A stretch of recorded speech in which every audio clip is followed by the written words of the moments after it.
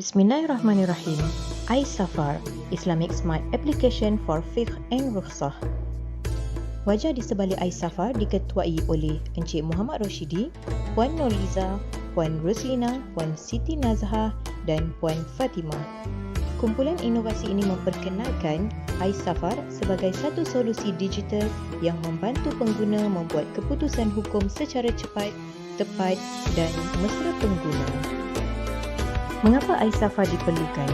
Ramai memahami rukhsah sebagai kemudahan tanpa meneliti syarat hukum yang sebenar dan perbezaan pandangan mazhab menyukarkan pengguna membuat keputusan hukum yang tepat dan kebanyakan rujukan fiqh berbentuk teks ilmiah yang panjang dan kompleks. Keunikan iSafar dapat mengira kalkulator jarak iaitu dengan menyemak kelayakan rukhsah solat musafir anda berdasarkan jarak perjalanan. Sekiranya jarak tersebut mencukupi, kalkulator ini akan mengenal pasti sebagai kelayakan perjalanan untuk melakukan rukhsah jamak dan qasar.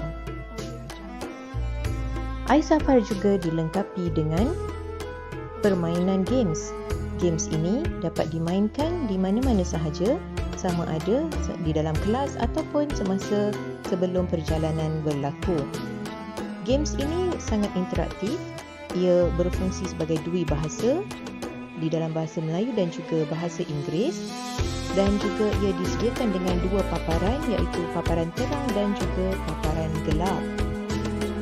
Selain daripada itu, iSafar juga mempunyai formula kiraan bagi memperjelaskan lagi bagaimana rukhsah solat itu dapat ditetapkan.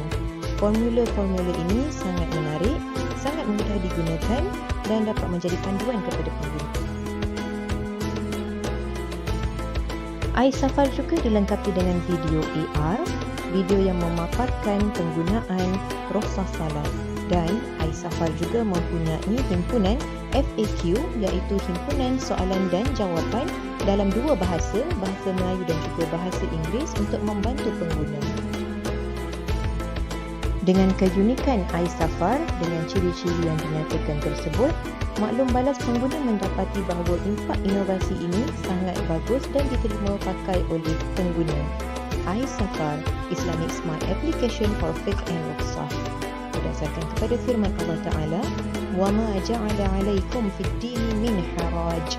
Sekian dahulu, terima kasih.